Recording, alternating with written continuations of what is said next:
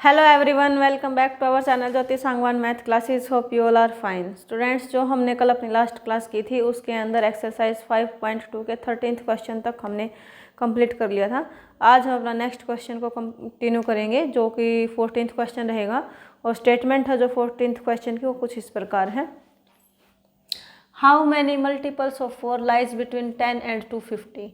यानी कि हमें ये बताना है कि जो नंबर्स अपने 10 और 250 इनके बीच में अपने 4 से डिवाइड होने वाले, यानी कि जो 4 के मल्टीपल्स हैं वो नंबर्स हैं कितने।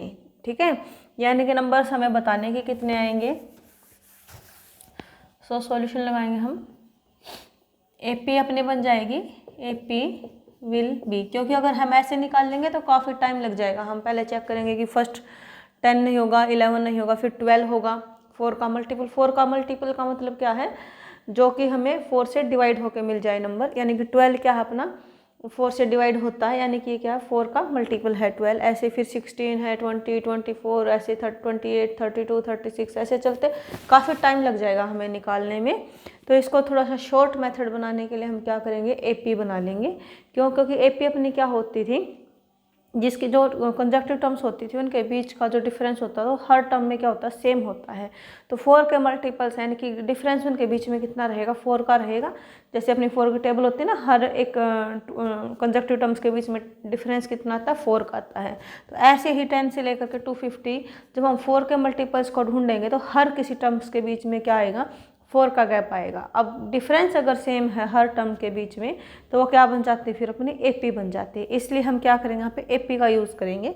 सो AP विल बी, अब देखो 10 तो होता नहीं है डिवाइड, फिर 11 नहीं होगा, उसके बाद क्या होगा 12 होगा, 16 फिर 20, ऐसे चलते चलते चलते हमें जाना 250 तक। ठीक है, अब 250 क्या ये डिवाइड होता है,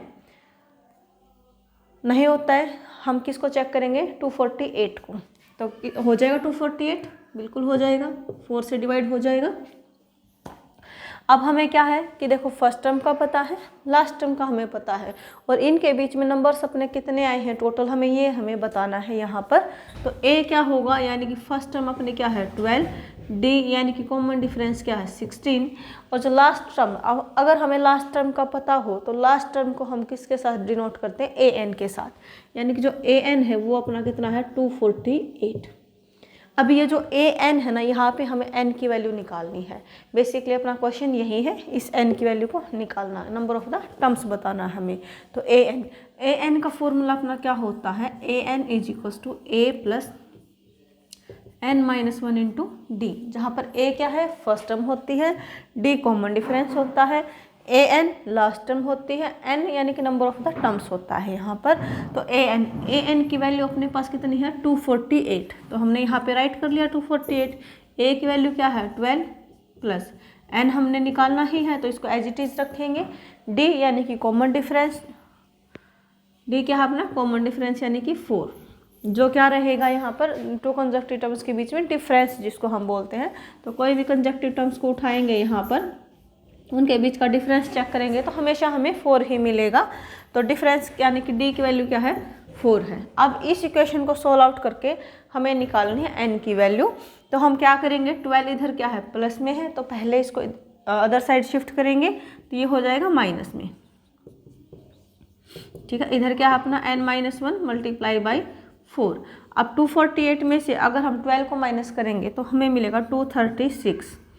ठीक है, और ये जो 4 है मल्टीप्लाई में है, दूसरी साइड आके क्या हो जाता है डिवाइड हो जाता है, इधर क्या है N-1। ठीक है, अब 4 से इसको डिवाइड करेंगे, 4 5 जा एंड 4 9 जा 36, यानी कि 59 इज इक्वल्स टू क्या है N-1। बट हमें N-1 की वैल्यू नहीं निकालनी है, हमें निकालनी है N की value.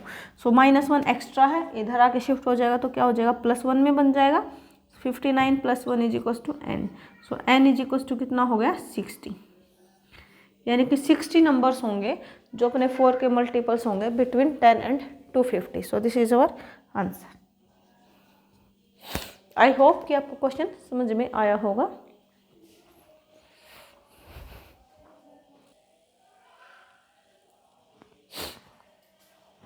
And our next question is, For what value of n are the nth terms of two APs 63, 65, 67 and 3, 10, 17 are equal।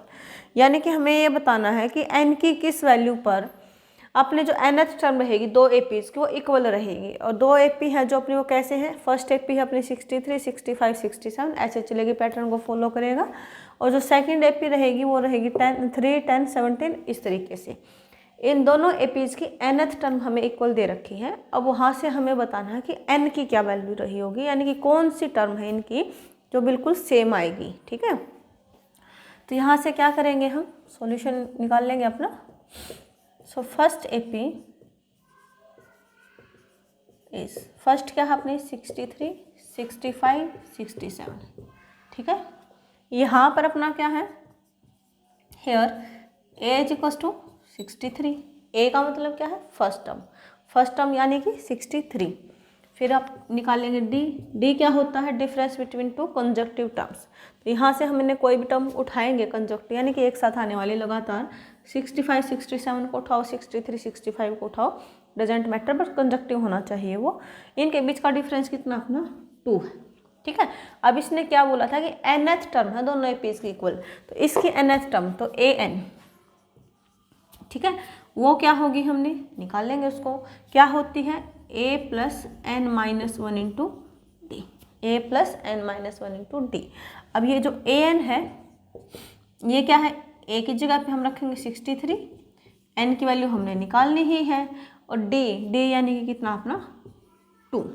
ठीक है, so this is our equation number first. ठीक है, ऐसे ही हम अपनी सेकंड एपी पे लगाएंगे। सेकंड गिवन एपी क्या है अपनी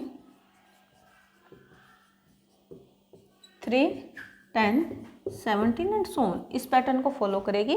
अब हम इसकी भी nth टर्म को निकाल लेंगे क्योंकि दोनों एपीज की nth टर्म हमें इक्वल दे रखी है। तो क्या करेंगे, यहाँ पर a क्या होगा अपना 3 होगा, d क्या होगा difference between two conjunctive terms, यानी कि 3 और 10 का अगर हम डिफरेंस चेक करें कितना है 7 है।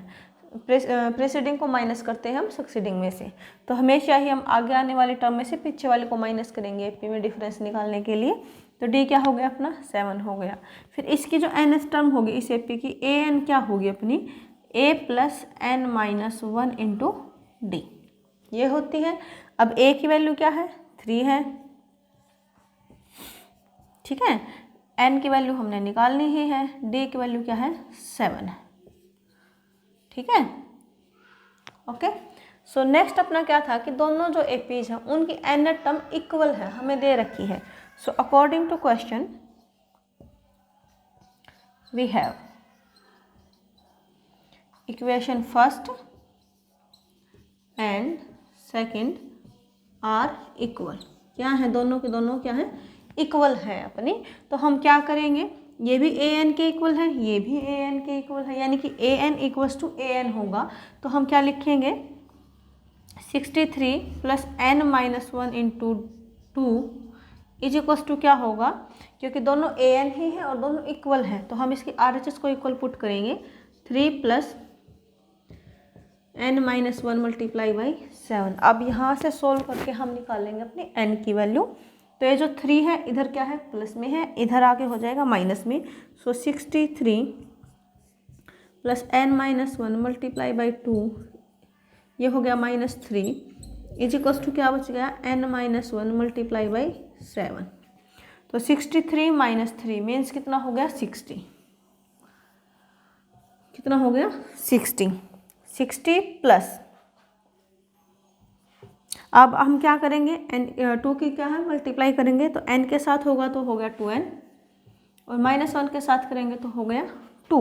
इधर ऐसे ही 7 की मल्टीप्लाई को ओपन करेंगे तो ये हमें मिलेगा 7n माइनस 7, n के साथ करेंगे तो 7n, -1 के साथ करेंगे तो -7। अब n वाले टर्म्स को एक जगह पे इकट्ठा करेंगे और बिना n की जो भी कांस्टेंट टर्म है उनको एक जगह पे।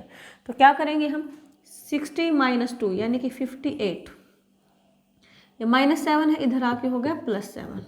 ठीक है, ये 7n इधर पहले ही है क्योंकि एक साइड पे हम गैदर्ड कर रहे हैं टर्म्स को जो लाइक टर्म्स हैं। अब n वाले टर्म्स थे उनको एक जगह पे इकट्ठा करेंगे, एक साइड करेंगे, और जो बिना n के हैं कांस्टेंट टर्म है उनको एक साइड इकट्ठा करेंगे।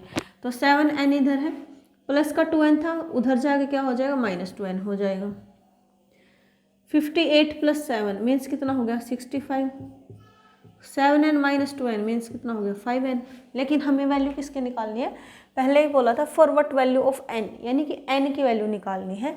तो 5 क्या अपना एक्स्ट्रा है, मल्टीप्लाई में है, तो अदर साइड आके क्या हो जाएगा डिवाइड में हो जाएगा। इसको कट करेंगे, 5 1 जा 5 3 जा, सो n = क्या आ गया 13। तो जो दोनों एपी हैं उनकी 13th टर्म अपनी क्या होगी इक्वल होगी। सो यही हमने निकालना था कि for what value of n, so n की वैल्यू क्या आ गई 13। So this is our question number 15। I hope कि आपको समझ में आया होगा। किसी बच्चे को कंप्लीट जो हमने चैप्टर किया है अब तक, कहीं पर कोई भी डाउट है तो कमेंट सेक्शन में ज़रूर कमेंट करें, वीडियो को लाइक करें, अपने फ्रेंड्स के साथ शेयर करें, और कोई बच्चा अगर फर्स्ट टाइम चैनल के साथ जुड़ता है तो चैनल को सब्सक्राइब ज़रूर करें, जिससे कि नेक्स्ट वीडियोज़ का नोटिफिकेशन आपको इमीडिएटली मिल जाए। Thank you students.